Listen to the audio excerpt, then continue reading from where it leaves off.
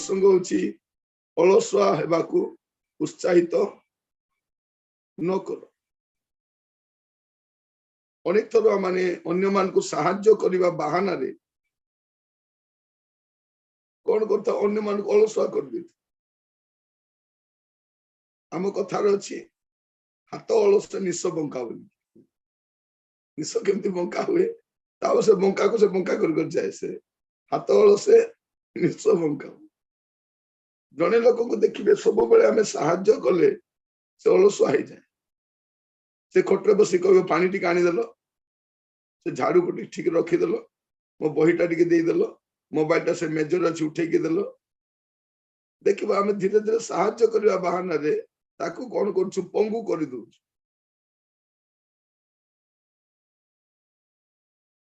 आजिकल तो एमती भी कामटा कमी गलानी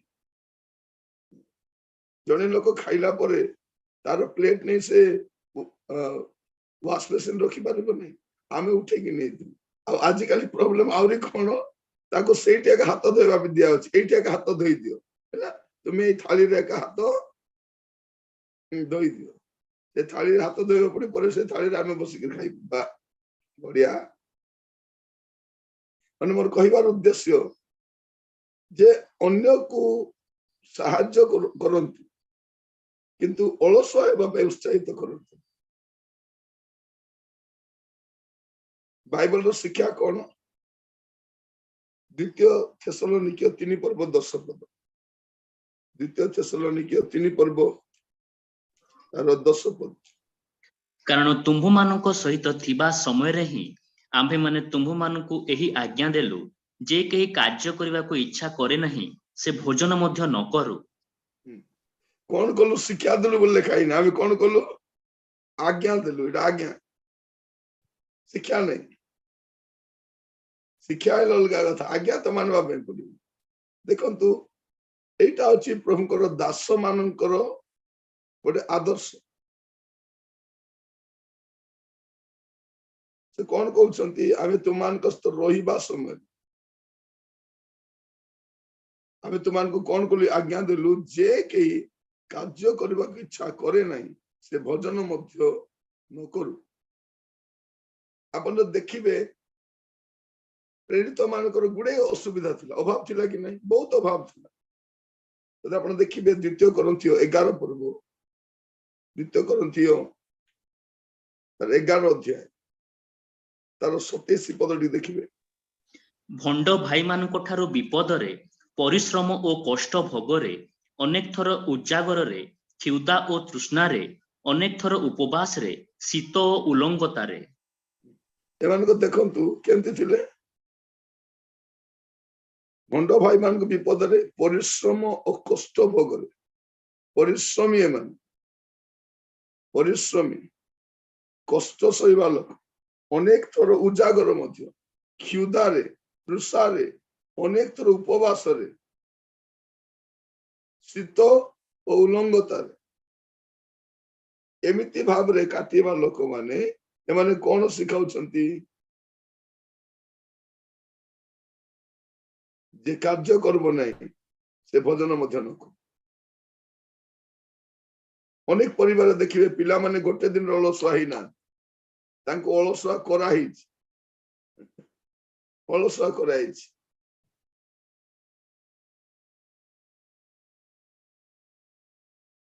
प्रेम करंतु किंतु अलसुआ करंतु। आजिकल घरे देखिबे जलखिया होउनी बाहर जलखियाटा देह ପାଇଁ जमा भलो नहीं आपण तुंड को स्वाद ही परिबो किंतु पेट ପାଇଁ ठीक नथिबो पेट ପାଇଁ ठीक नथिबो कि पॉकेट ପାଇଁ मध्य ठीक नथिबो। आपण देखि से दशा पानिया जे पानी से पानी को ताबारे फोपाड़ी देउथबे 3 दिन फोपाड़ी देकी ताइले टिके प्याज लगाय देले से 50 टका ताइले पेट भी पुरिबन। मोर कहबार उद्देश्य आमे धीरे धीरे धीरे धीरे सुविधा बढ़ुची आमानकर धीरे धीरे सुविधा गुडा को गुडे बढ़ुची सुविधा बढ़ुची ता से तमे कोन करूछु ସୁବିଧା ବଢିଲା ବେଳକୁ ଅସୁବିଧା ମଧ୍ୟ ବଢୁଛି। ଯେତେ ସୁବିଧା ହଉଛି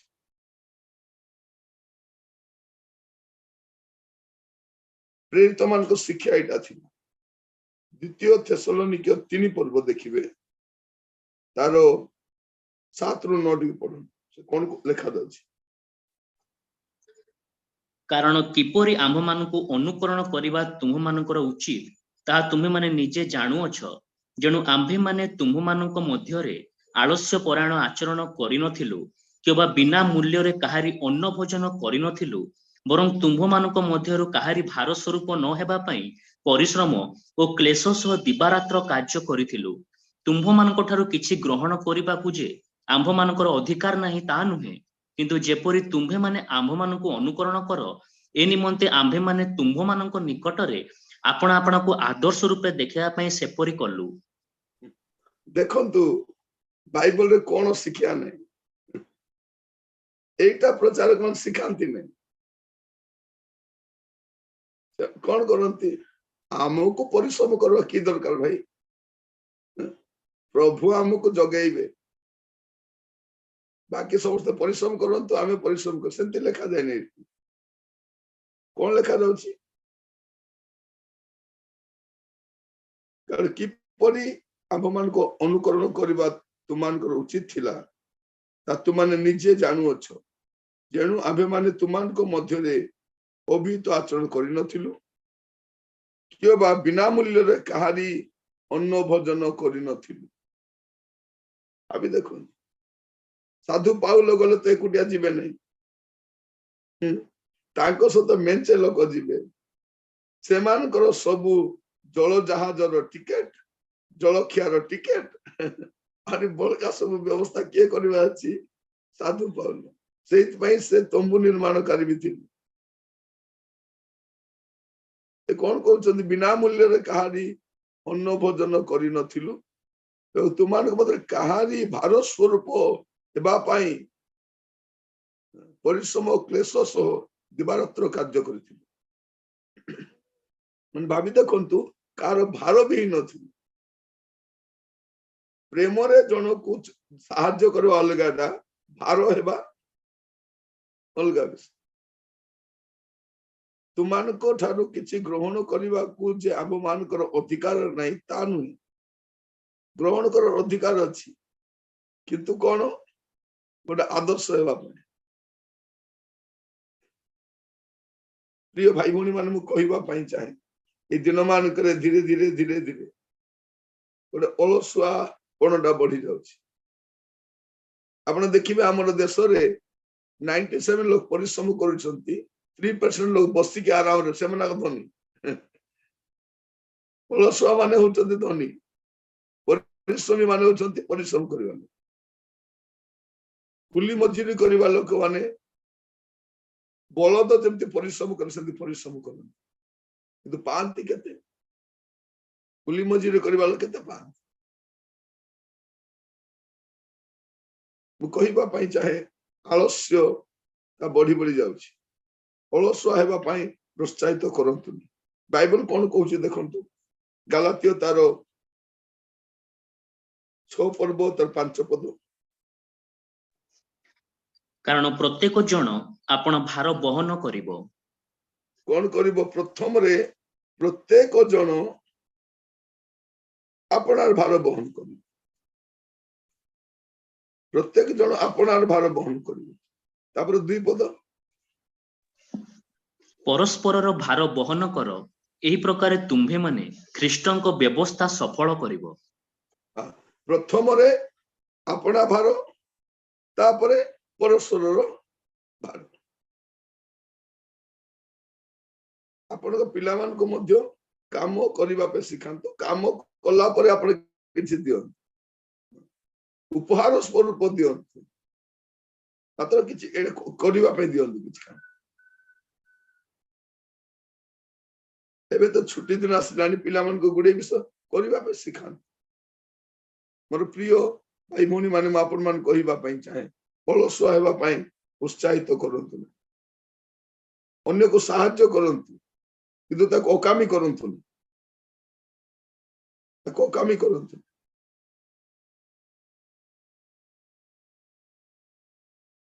ମୁଁ ଜଣକୁ କଥା ଜାଣେ, ସେ ସାହାଯ୍ୟ କରିବା ପାଇଁ ଚାହାନ୍ତି ତାଙ୍କ ପରିବାର ସାଂସନ ପିଲାମାନଙ୍କୁ ଆସି କୁହନ୍ତି ବାବୁ ଏଇଟା ଟିକେ କରିଦେ, ଏଇଟା ଟିକେ କରିଦେ, ଏଇଟା ଟିକେ କରିଦେ, ଏଇଟା କଲେ ହଁ ଏବେ ଏଇ ପଇସା ନେଇକି ତୁ ଖର୍ଚ୍ଚ କର।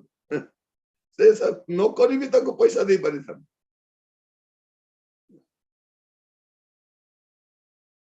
ସେ କଣ କରନ୍ତି, ମାର୍କେଟରୁ ଆସିବା ସମୟ ବାବୁ ଏଇ ବ୍ୟାଗ ଟିକେ ନେଇକି ଗଲ, ସେ ବହୁତ ବାଟ ବ୍ୟାଗ ନେଇକି ଆସନ୍ତି, କିନ୍ତୁ ଘର ପାଖରୁ ଏଇ ବ୍ୟାଗ ଟି ଘରେ ନେଇ ପହଞ୍ଚାଇ ଦେଲୁ, ଘରେ ପହଞ୍ଚାଇ ଦେଲା ପରେ ଏଇ ପଇସା ଦେବେ।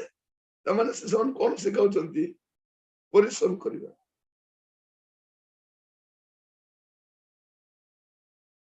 ପ୍ରଭୁ ଆମମାନଙ୍କୁ ଏଇ ଦିନ ମାନଙ୍କ ଶିଖାଉଛନ୍ତି ଆମେ କେମିତି ଯଦି ଜଣେ ଲୋକ ନିଜେ ନିଜର ସାହାଯ୍ୟ କରିବ ନାହିଁ ତାକୁ ସ୍वर्ଗ ବି ସାହାଯ୍ୟ କରିବନି। ପ୍ରଥମରେ ଆପଣ ନିଜେ ନିଜର ସାହାଯ୍ୟ କରନ୍ତୁ। ପ୍ରଭୁ ସେମାନଙ୍କୁ ସାହାଯ୍ୟ କରନ୍ତି ଯେଉଁମାନେ ନିଜର ସାହାଯ୍ୟ କରନ୍ତି, ଯେଉଁମାନେ ନିଜର ସାହାଯ୍ୟ କରନ୍ତି। ନିଜେ ଯଦି ଆପଣ ଆଗକୁ ବଢିବେ ନାହିଁ ପ୍ରଭୁ ଆପଣ କଣ ବଢେଇବେ? ଆପଣ ଦେଖିବେ ଅନେକଙ୍କର ଘର ବି ଏମିତି ଅସନା ହେଇଥିବ, ଆପଣ ଗଲେ ଖାଇବେ କଣ, ବସିବା ପାଇଁ ଇଚ୍ଛା ଲାଗିବନି। ଅନେକଙ୍କର ଦୋକାନ ଦେଖିବେ ତାଙ୍କ ସାମାନ ପତ୍ର ଏମିତି ଫିଙ୍ଗା ଫୋପଡା ହେଇଥିବ, ସାମାନ ଇଆଡେ ସିଆଡେ ଫୋପାଡି ଦେଇଥିବେ, ତାପରେ ସେମାନଙ୍କୁ କାଢିଦେବା ପାଇଁ କଷ୍ଟ ହବ। ଏଇଠି ତ ଥିଲା, ଏଇଠି ଥିଲା, କିନ୍ତୁ ଯଦି ସଜାଡି ଦେଇଥିବେ, ଆପଣ ମେଡିକାଲ ଷ୍ଟୋର କୁ ଯାଆନ୍ତୁ ଦେଖିବେ ନାଇଁ, ଆପଣ ଯାହା କହିଲେ ବି ସେଇ ଜାଗାକୁ ଯିବେ କାଢିକି ଆଣିକି ଦେଇ ଦେଉଛନ୍ତି, କାରଣ ସେମାନେ ଅର୍ଡରଲି ସବୁ ସଜାଡିଥିବେ।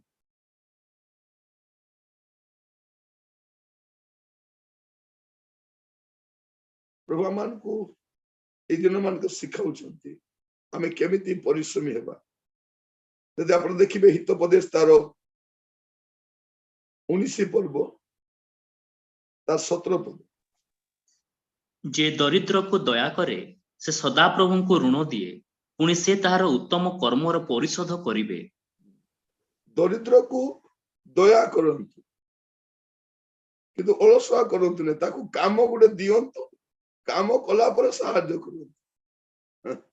ଯଦି ଗରିବ ଲୋକ ଆସୁଛି ତାକୁ କିଛି ଗୋଟେ କାମ କରାନ୍ତୁ, କାମ ଦିଅନ୍ତୁ ତାଙ୍କୁ।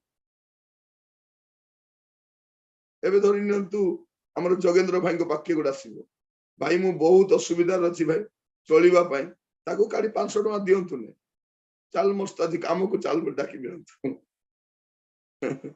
ତାକୁ କାମକୁ ଡାକି ନେବେ, କଣ ଗୋଟେ କରେଇବେ ହେଲା, ବହୁତ ଓଜନିଆ କାମ ନାହିଁ, ହାଲକା କାମ ବି କରେଇବେ, ତାପରେ ତାକୁ ପଇସା ଦେବେ, ତେବେ ତାକୁ ବି ଦୟା ପରି ଲାଗିବ ନାହିଁ, ଆପଣ ବି ତାକୁ ଅଳସୁଆ କଲେନି। କେତେ ଜଣଙ୍କର ଏମିତି ଆଜି ଯୋଗେନ୍ଦ୍ର ଭାଇ ପାଖକୁ ଯିବେ, ତାପରେ ସୁନୀଲ ଭାଇଙ୍କ ପାଖକୁ ଯିବେ, ନିର୍ମଳ ଭାଇଙ୍କ ପାଖକୁ ଗଲେ ତ ପ୍ରଚାର କରିବେ, ସେଥିପାଇଁ ତାଙ୍କ ପାଖକୁ ଯିବେ ନାହିଁ, ତାପରେ ସାଧୁ ଭାଇ ପାଖକୁ ଯିବେ, ତାପରେ ହେବଲ ଭାଇ ପାଖକୁ ଯିବେ, ତାପରେ ଏମିତି ଜଣ ଜଣଙ୍କ ପାଖକୁ ସେମାନେ ଧୀରେ ଧୀରେ ଯାଉଥିବେ, ବୁଝିଲେ ନା ନାଇଁ? ସେମାନଙ୍କର ପଲିସି ସେଇଟା, ମାନେ ମାସ ସାରା ପ୍ଲାନ ସ୍କିମ୍ ବନେଇଥାନ୍ତି, ଆଜି ଏଇ ସାଇଡରେ ଯେ ଦୁଃଖ ଗାଇବି, କାଲି ସେଇ ସାଇଡ ଦୁଃଖ ଗାଇବି, ଦୁଃଖ ଗାଇବି ବୁଲୁଥିବେ। ଥରେ ମୋ ପାଖରେ ଜଣେ ଲୋକ ତା ସମସ୍ୟା କହିଲା, ତା ସମସ୍ୟା କହିଲା ହଁ ବିଚାରରେ ଅସୁବିଧାରେ ଅଛି ବୋଲି ତାକୁ ମୁଁ ସେଇ ସମୟରେ, ଏଇଟା ମୁଁ ଆପଣଙ୍କୁ କହୁଛି 2000 ମସିହାର କଥା, ତାକୁ ଏତେ ଦୁଃଖରେ ଅଛି ବୋଲି 200 ଟଙ୍କା ଦେଇଦେଲି। ଦେଲା ପରେ ମୁଁ ଯୋଉ ହୋଟେଲରେ ଯାଇକି ଖାଉଥିଲି 20 ଟଙ୍କା ମିଲ୍ସ, ସେଇଠି ସେ ବିରିୟାନୀ ମାଗି ଖାଉଛି ଆଉ, ପୁରା ମାଗି ଆରାମରେ ବସିକି ଖାଉଛି। ପରେ ମୁଁ ଭାବିଲି ଓହୋ ବିଚାରଟା, ଦେଖନ୍ତୁ ତାର ଦୁଃଖ ଗାଇଲାରୁ ଆଜ୍ଞା ବହୁତ ଅସୁବିଧା ଅଛି, ଘରେ ଚଳାଚଳି ବହୁତ କଷ୍ଟ, ଆମର ଘରେ ତ କେହି ନାହିଁ, ଏମିତି ବହୁତ ଅସୁବିଧା ବୋଲା, ହଁ ବୋଲି ଦେଲି। ମୁଁ ଯୋଉ ହୋଟେଲରେ ଯାଇକି ସାଧା ମିଲ୍ସ ଖାଉଥିଲି, ରାଉଣ୍ଡ ମିଲ୍ସ 20 ଟଙ୍କା ଥିଲା, ସିଏ ଲୋକ ଯାଇକି ସେଠି ବିରିୟାନୀ ଖାଉଛି। ଏମିତି 2-3 ଥର ଦେଖିଲି, ତାପରେ ଜାଣିଲି ଏ ଲୋକର ଏଇଟା ଅଛି ପଲିସି। କିଛି କିଛି ଜାଗାରେ ଦୁଃଖ ଗାଇକି ନାଇଁ, ଦରିଦ୍ରକୁ ଦୟା କରନ୍ତୁ, ମାତ୍ର ଦୟା କରିବା ବାହାନରେ ତାକୁ ଅଳସୁଆ କରନ୍ତୁ, କାମ କରୁଛି। ଆପଣ ଗରିବକୁ ସାହାଯ୍ୟ କରନ୍ତୁ, ଆସି ଘରେ ଛୋଟିଆ କାମ, ବଡ କାମ ନାହିଁ, ଛୋଟ ଛୋଟ କାମ, ସାହାଯ୍ୟ କରିବା ଭଲ, କିନ୍ତୁ କିଛି କାମ କଲା ପରେ ଆପଣ ଯଦି ଦେଖିବେ ହିତୋପଦେଶରେ ଗୁଡେ ପଦ ଲେଖା ହେଇଛି ଅଳସୁଆ ବିଷୟରେ। ମାନେ ଜଣେ ଲୋକ କେମିତି ଦରିଦ୍ର ହୁଏ ତାର ଗୋଟେ ଛୋଟିଆ କେଟା ପଦ ମୁଁ କହିବା ପାଇଁ ଚାହେଁ। 13 ପର୍ବ ହିତୋପଦେଶ 13 ପର୍ବ 18 ପଦ। ଯେଉଁ ଜନ ଶାସନ ଅଗ୍ରାହ୍ୟ କରେ ସେ ଦରିଦ୍ରତା ଓ ଲଜ୍ଜା ପାଏ, ମାତ୍ର ଯେ ଅନୁଯୋଗ ଘେନେ ସେ ମର୍ଯ୍ୟାଦା ପାଇବ। କଣ କରିବା ଅଛି? କେତେ ସୁନ୍ଦର ଲେଖା ଦେଖନ୍ତୁ। ଯେତେବେଳେ ଜଣେ ଲୋକର ଜୀବନ ଅନୁଶାସନ କମିଯାଏ, ଲେକ୍ ଅଫ ଡିସିପ୍ଲିନ, ଡିସିପ୍ଲିନ ଟା ପଳେ, ସେ ଲୋକ ଦରିଦ୍ର ହେବାକୁ ଆରମ୍ଭ। ତାର ଉଠବାର ଡିସିପ୍ଲିନ ନାହିଁ, କାର୍ଯ୍ୟକୁ ଯିବାର ଡିସିପ୍ଲିନ ନାହିଁ, ଖାଇବାର ଡିସିପ୍ଲିନ ନାହିଁ, ଖର୍ଚ୍ଚର ଡିସିପ୍ଲିନ ନାହିଁ। ଆପଣ ଆଣିବେ ସନ୍ଧ୍ୟା ବେଳେ କମେଇକି 300 ଟଙ୍କା, 500 ଟଙ୍କା କାହିଁ ଖର୍ଚ୍ଚ କରିବେ? ଆପଣଙ୍କ ସପ୍ତାହରେ ଆପଣ ପାଇବେ 1000 ଟଙ୍କା, ତାହିଁରେ ଆପଣ ଖର୍ଚ୍ଚ ପ୍ଲାନ କାହିଁ ବଡଟା କରିବେ? ଡିସିପ୍ଲିନ ନାହିଁ। ତେଲ ଆଣିକି ଢାଳୁଥିବେ ଯେ ଢାଳୁଥିବେ, ଚା ବନାଉଥିବେ ଫୋପାଡୁଥିବେ, ଭାତ ରାନ୍ଧୁଥିବେ ଅଧିକା ଫୋପାଡୁଥିବେ, ଅନୁମାନରେ ତରକାରୀ ରାନ୍ଧିବେ। ଆମର ଘରେ ରାନ୍ଧିଲେ ଏକାଥରକୁ ରାନ୍ଧି ଦଉ, ତାପରେ ଫୋପାଡି ବି ଦେଇଥାଉ। ମୁଁ କହିବା ପାଇଁ ଚାହେଁ, ଯେତେବେଳେ ଜଣେ ଲୋକ ଜୀବନ ଅନୁଶାସନ କମି ଯାଏ, ସେ ଲୋକ ଦରିଦ୍ର ହିଁ। ଡିସିପ୍ଲିନ ଗଲା ମାନେ ଦରିଦ୍ରତା ଆସିଲା, ଡିସିପ୍ଲିନ ରହିବାର ଅଛି। ତାପରେ ଆପଣ ଦେଖିବେ 20 ପର୍ବ ତାର 13 ପଦ। ନିଦ୍ରାକୁ ଭଲ ପାଅ ନାହିଁ, ନହେଲେ ତୁମ୍ଭେ ଦରିଦ୍ର ହେବ। ତୁମ ଚକ୍ଷୁ ଫିଟାଅ, ତହିଁରେ ତୁମ୍ଭେ ଖାଦ୍ୟରେ ପରିତୃପ୍ତ ହେବ। ଦ୍ୱିତୀୟ ବିଷୟ, ନିଦ୍ରାକୁ ଭଲ ପାଇବା, ଅଳସୁଆ ହେଇକି ରହିବା। ପ୍ରଥମଟା ଆମେ ଦେଖୁଛୁ, ଯେତେବେଳେ ତା ଜୀବନରେ କୌଣସି ଡିସିପ୍ଲିନ ରହିବ ନାହିଁ, ଅନୁଶାସିତ ଅବସ୍ଥା ରହିବ ନାହିଁ, ସେ ଲୋକ ଦରିଦ୍ର ହବ।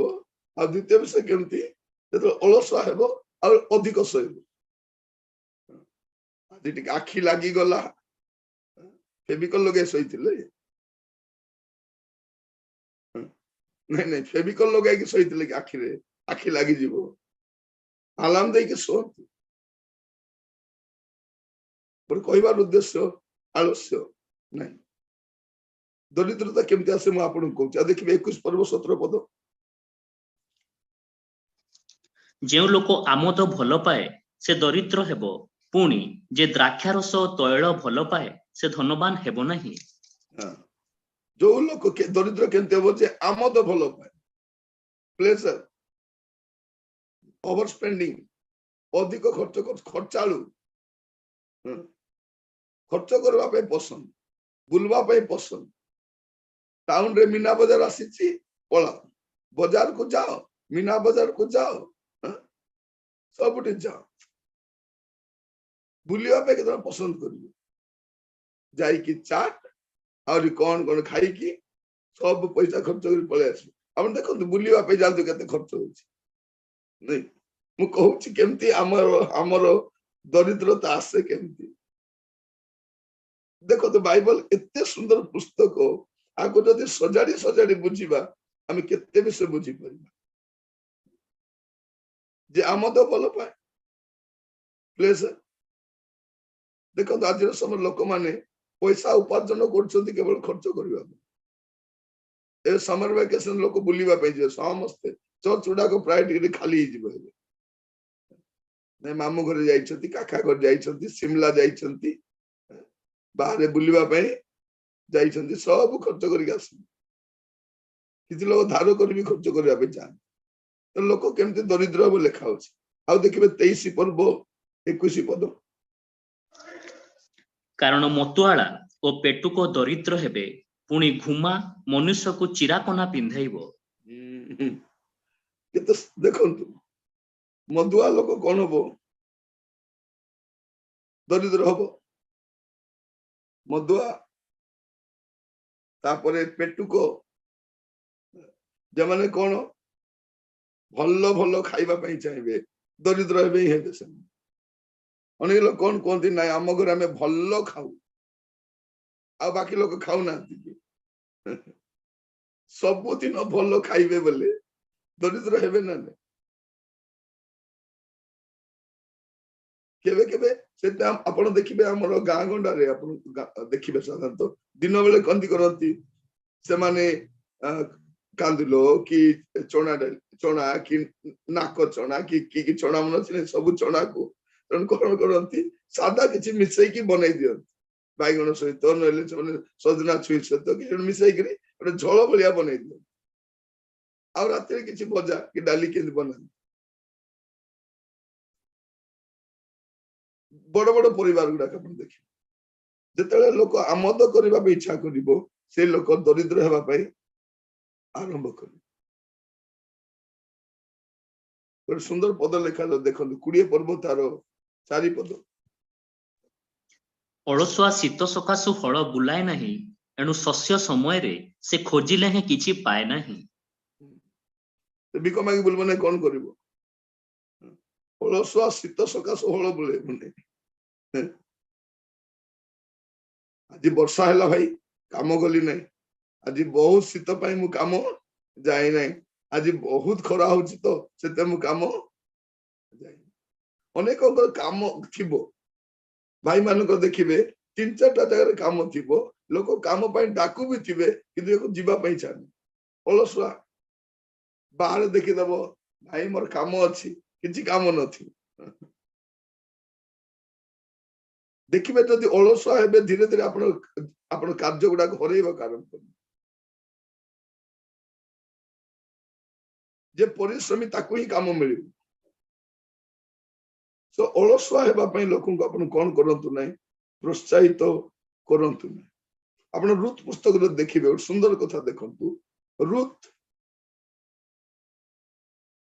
କର ଜୀବନରେ ଗୋଟେ ସୁନ୍ଦର ବିଷୟ ଆପଣ ଶିଖି ପାରିବେ 2 ପର୍ବ 15 ପଦ ତହୁ ସେ ରା କରିବାକୁ ଉଠନ୍ତେ ବୟଜ ତାହାର ଯୁବାଗଣକୁ ଆଜ୍ଞା ଦେଇ କହିଲା ଏହାକୁ ବିଡ଼ା ମଧ୍ୟରେ ସୁଧା ସାଉଣ୍ଟିବାକୁ ଦିଅ ପୁଣି ତାହାକୁ ଲଜ୍ଜା ଦିଅ ନାହିଁ 16-17 ବି ପଢନ୍ତୁ ପୁଣି ଏହା ପାଇଁ ବିଡ଼ାରୁ କିଛି କିଛି ପକାଇ ଯାଅ ସେ ତାହା ସାଉଣ୍ଟୁ ଆଉ ତାହାକୁ ଧମକାଉ ନାହିଁ ତହିଁରେ ସେ ସନ୍ଧ୍ୟା ପର୍ଯ୍ୟନ୍ତ ସେହି କ୍ଷେତ୍ରରେ ରାଁ କଲା ପୁଣି ଆପଣା ସାଉଣ୍ଟିଲା ଶସ୍ୟ ମଳନ୍ତେ ଉଣାଧିକି 1 ଅଫ୍ୟା ଜବ ହେଲା 1 ଅଫ୍ୟା ଜବ ସଂଗ୍ରହ କଲା ଦିନ ଯାକ ପରିଶ୍ରମ କରି ସେ ବସିକି ଯାଇକରି ତାର ସ୍ଥାନ ନେଇ ଗଲାନି ମତେ ଦିଅ ମୁଁ ଗରିବ ଲୋକ ଅଭାବରୁ ଆସିଛି ମୁଁ ବିଧବାଟା ମୋର ଶାଶୁ ବି ବିଧବା ମତେ ଦିଅ ସେ କହୁନାହିଁ ସେ ଯାଇକି ଏଇଟା ଦେଖନ୍ତୁ ଆପଣଙ୍କର ଗରିବ ଅବସ୍ଥାର ବାହାନା ଦେଖାଇ ଆପଣ ଭିକ ମାଗିବାଟା ନାହିଁ ସେ କଣ କଲା କାର୍ଯ୍ୟ କଲା ତାପରେ 3 ପର୍ବ 15 ପଦ ଦେଖିବେ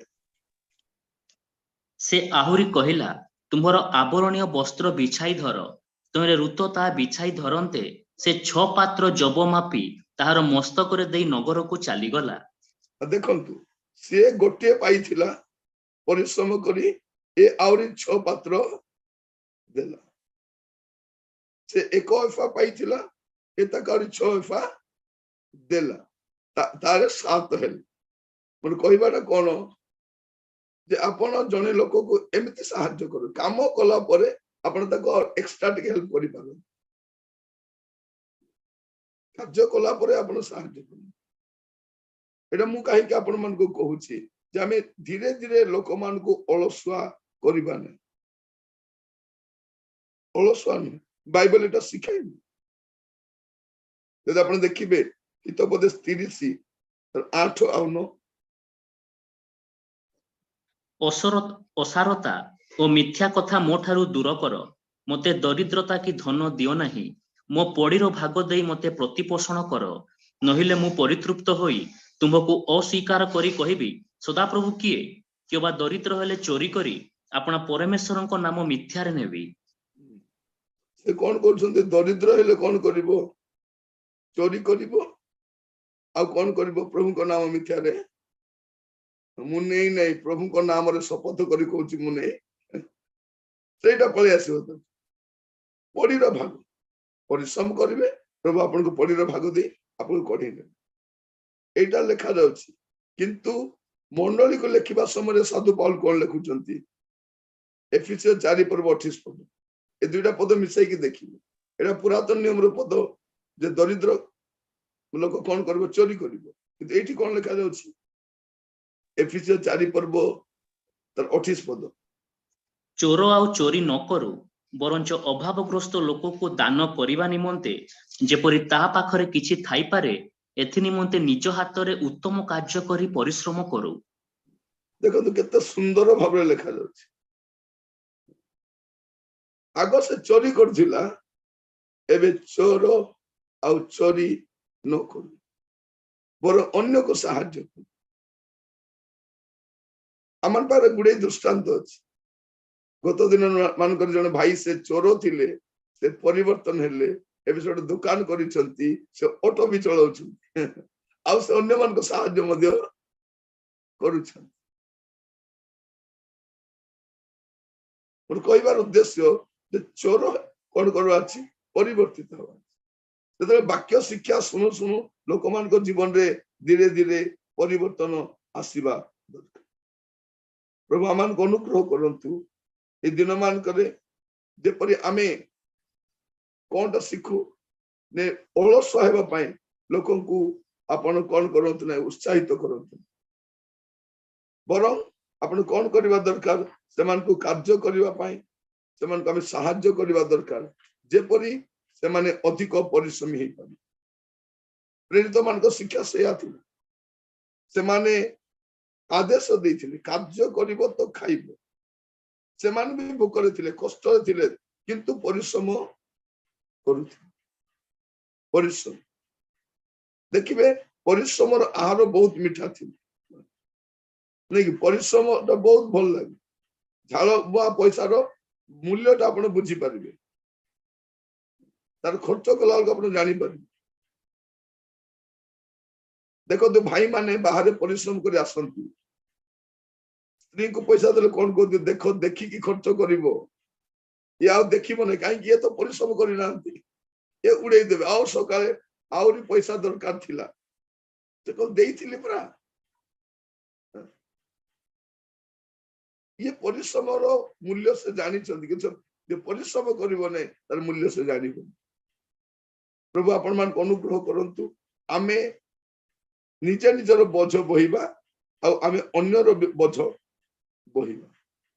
प्रभु आपण मान को आशीर्वाद करंतु आज ठारो आमे चेष्टा करिबा कि परि आमे परिश्रमी हो आपण को घर को आपण पुनी थरे चारिया टिके अनांतु घर केमती अछि ताकू टिके आ टिके सफा कर दते छुट्टी दिन मान करे पिला मान को काम रे लगा पुनी थरे काम लगा आपण खट को गुंचांतु समस्त मिसिकी ता तळडा सफा करंतु माने आपण जहां भी करि परबे घर को रीसेट करिया पाए आपण पुनी थरे आपण चेष्टा करू हम घर उई काई की धरे हम से स्थान पड़ी थाए ताकू कारण तो सफा कर दते वर्षा दिन आसुची ता पर से जगह सफाई दिवा घर प्रति विषय मु कहबा पई चाहे पुओ होंतु बा झियो होंतु परिश्रमी हो परिश्रम करू वे तो आपण को परिश्रम हिसाब रे आज पैसा आपण को मिलु नै किदो टाइम आसीबो परिश्रम रो फल प्रभु देबे प्रभु आपण को देबे म आपण मन कहबा पई जे प्रभु देबे जो जदी मनुष्य दउने प्रभु हमको देबे आपण जमा व्यस्त किंतु आपण परिश्रमी हो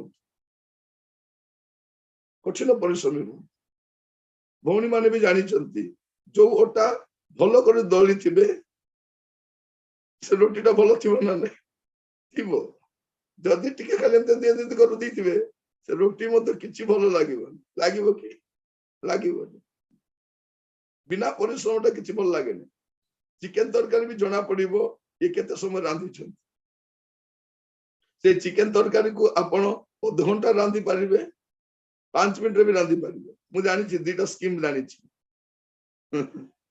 ओटा केते रोसई परबो जना अल्प समय केते हेई पारि परिबा मध्य 5 मिनिट रे काटी जानि हबो ताको 15 मिनिट रे मध्य काटी हबो के जण कोन करिवे